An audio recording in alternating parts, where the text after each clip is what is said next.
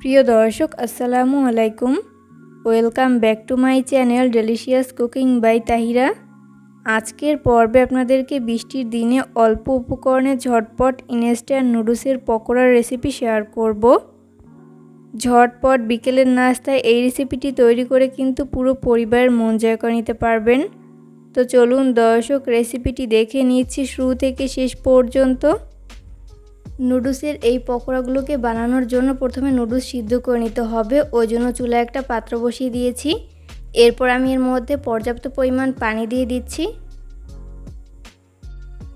তো পানি দিয়ে দেওয়া হয়েছে। এরপর আমি এর মধ্যে 1 প্যাকেট ম্যাগি নুডলস ব্যবহার করব। তো নুডলসটাকে অবশ্যই এইভাবে ভেঙে ব্যবহার করতে হবে।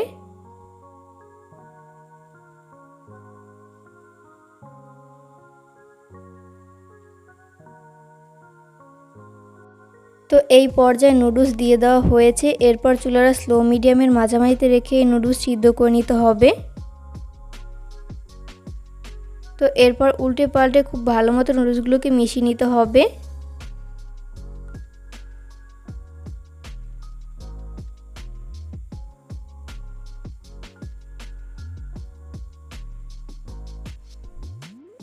কিছুক্ষণ পরপরই হচ্ছে এই নুডলসগুলোকে উল্টে পাল্টে খুব ভালো করে মিশিয়ে নিতে হবে। আর এই নুডলসগুলো সিদ্ধ হতে খুব একটা সময় লাগে না, আমার 2 মিনিটের মতো সময় লেগেছে, আপনাদের কম বা বেশি লাগতে পারে। তো এই পর্যায়ে নুডলসগুলো পুরোপুরি সিদ্ধ হয়েছে। এরপর চুলার আঁচ বন্ধ করে দিতে হবে। চুলা থেকে নামিয়ে আমি পানি ঝরিয়ে নিব। চুলা থেকে নামিয়ে পানি ঝরিয়ে আমি একটা বোলে তুলে নিয়েছি। এরপর আমি এর মধ্যে বাকি উপকরণগুলো ব্যবহার করছি রুম টেম্পারেচারে থাকা একটা ডিম যদি ফ্রিজে থাকে সেক্ষেত্রে রুমের স্বাভাবিক তাপমাত্রা এনে তারপর ব্যবহার করতে হবে। আমি এখানে মাঝারি সাইজের একটি ডিম ব্যবহার করেছি।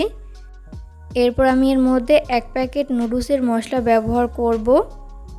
নুডলসের পকোড়া পরিমাণে বেশি তৈরি করতে চাইলে এখানে প্রত্যেকটা উপকরণ আপনারা বাড়িয়ে অ্যাড করতে পারেন। খুব সুন্দর একটা কালারের জন্য ব্যবহার করব 1/2 চামচ পরিমাণ হলুদের গুঁড়া। এরপর ব্যবহার করব 1/2 চামচ পরিমাণ মরিচের গুঁড়া, ঝালটা স্বাদ বুঝে কমিয়ে বাড়িয়ে অ্যাড করতে পারেন। 1/2 চামচ পরিমাণ ভাজা জিরার গুঁড়া দিয়ে দিচ্ছি। 1/4 চা চামচ পরিমাণ ধনিয়ার গুঁড়া। এরপর ব্যবহার করব 1/4 কাপ পরিমাণ পেঁয়াজ কুচি। এরপর ব্যবহার করব 1 টেবিল চামচ পরিমাণ কাঁচামরিচ কুচি।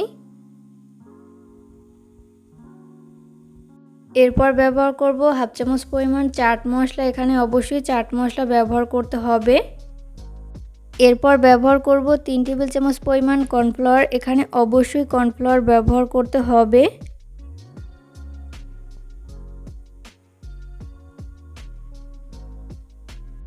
এরপর ব্যবহার করব 2 টেবিল চামচ পরিমাণ চালের গুঁড়া। চাইলে এখানে আপনারা চালের গুঁড়ার পরিবর্তে ময়দা কিংবা আটাও ব্যবহার করতে পারেন।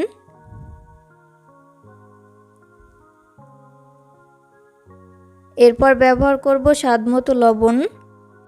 সব উপকরণ দিয়ে দেওয়া হয়ে গেলে এই সমস্ত উপকরণগুলোকে হাতের সাহায্যে খুব ভালো করে মিশিয়ে নিব।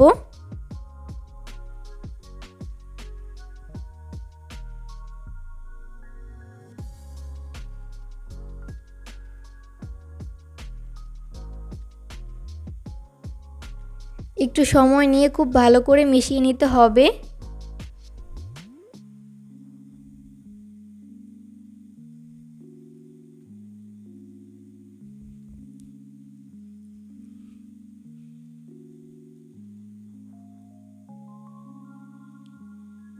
তো এই পর্যায়ে মিশিয়ে নেওয়া হয়েছে। এরপর আমি এখান থেকে অল্প অল্প করে মিশ্রণ নিয়ে নিচ্ছি। এরপর এই নাস্তার শেপগুলোকে আমি ফ্রাই করে নিব। ওই জন্য চুলায় একটা ফ্রাই প্যান বসিয়ে দিয়েছি। এরপর পর্যাপ্ত পরিমাণ সয়াবিন তেল দিয়ে দিচ্ছি। তেল যখন মিডিয়াম আঁচে গরম হবে ওই পর্যায়ে হচ্ছে আমি এর মধ্যে একটি একটি করে নাস্তার শেপ দিয়ে দিচ্ছি।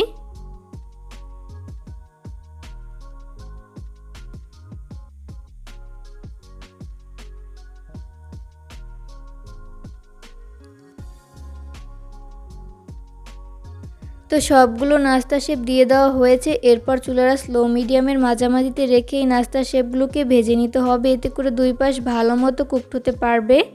কোনোভাবেই চুলাটা হাই ফ্লেমে রেখে নাস্তা শেপগুলো ফ্রাই করা যাবে না, সেক্ষেত্রে উপর থেকে খুব দ্রুত কালার চলে আসবে, তবে ভেতরটা ভালো মতো কুকড হবে না, তাই লো আঁচে ভেজে নিতে হবে।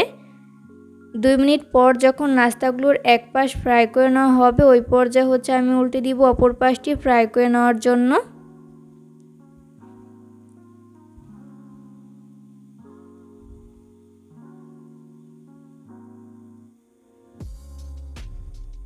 নাস্তাগুলো ফ্রাই করতে করতে যখন কাঙ্ক্ষিত কালার চলে আসবে, ওই পর্যায়ে আমি নাস্তার শেপগুলোকে তেল ঝরিয়ে তেল থেকে উঠিয়ে নিব।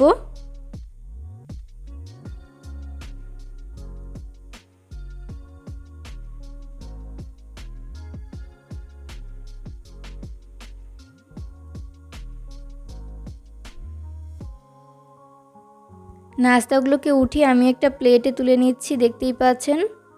আর প্লেটের উপরে এইভাবে অবশ্যই কিচেন টিস্যু দিয়ে দিতে হবে, এতে করে এক্সট্রা তেলটা শুষে নিবে। তো এই পর্যায়ে কিন্তু আমার সবগুলো নাস্তা শেপ ভেজে উঠিয়ে নেওয়া হয়েছে। চেষ্টা করেছি রেসিপিটি সহজভাবে শেয়ার করতে। আশা করছি বরাবরের মতো আমার আজকের রেসিপিটিও আপনাদের কাছে অনেক ভালো লেগেছে।